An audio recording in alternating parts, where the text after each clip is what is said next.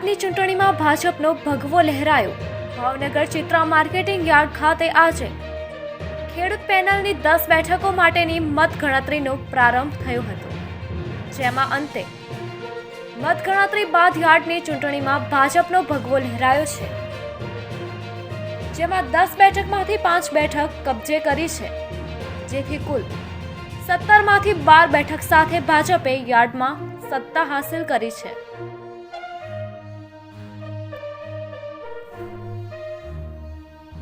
Bhavnagar marketing યાર્ડમાં કુલ 17 બેઠક પરની ચૂંટણી, જેમાં 10 ખેડૂત પેનલ, 4 વેપારી અને 3 સરકારી બેઠકનો સમાવેશ થાય છે,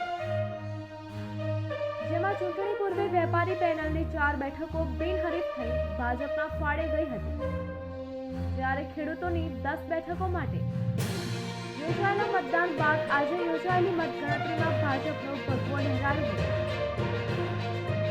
ખેડૂત પેનલની 10 બેઠકો પૈકી 5 બેઠક ભાજપના ફાળે ગઈ હતી, જ્યારે અગાઉની 4 વેપારી અને 3 સરકારી બેઠક, જેમાં જિલ્લા રજિસ્ટ્રાર, ખેતીવાડી અધિકારી અને એક કોર્પોરેટર પણ ભાજપની પેનલને સમર્થન આપતા કુલ 12 બેઠક સાથે ભાજપની પેનલ યાર્ડમાં સત્તારૂઢ બની છે।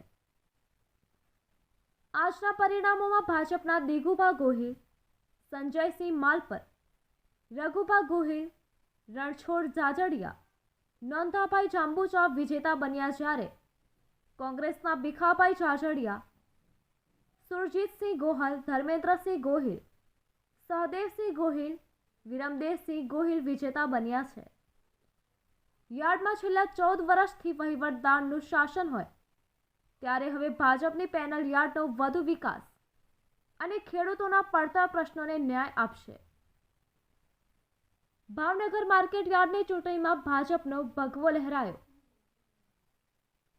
ખેડૂત પેનલની 10માંથી ભાજપ કોંગ્રેસને 5 બેઠક મળી, વેપારીની 4 બેઠકો અને સરકારી 3 મળી કુલ 12 બેઠકો સાથે ભાજપ સત્તારૂઢ થશે। 14 વર્ષના વહીવટદાર શાસનનો આવ્યો અંત, ખેડૂતો અને વેપારીઓના પડતા પ્રશ્નોને અપાશે ન્યાય। કેમેરામેન રસુલભાઈ સૈયદ સાથે રિપોર્ટર ફિરોઝ મલેક, ભાવનગર।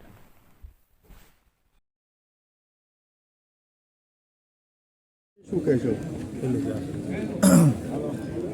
છેલ્લા ઘણા સમયથી માર્કેટિંગ યાર્ડ બાબતે ખૂબ બધી વાતો થઈ રહી હતી, પરંતુ ભારતીય જનતા પાર્ટીના કર્મઠ કાર્યકર્તાઓ કે એવું કહેવાતું હતું કે ભારતીય જનતા પાર્ટીની પેનલ જીતી નહીં શકે, પણ ભારતીય જનતા પાર્ટીના ઘોઘા તાલુકા અને ભાવનગર તાલુકાના કાર્યકર્તાઓએ અને અમારા ભારતીય જનતા પાર્ટીના વરિષ્ઠ આગેવાનોએ અને ખાસ ભાવનગર મહાનગરની ટીમ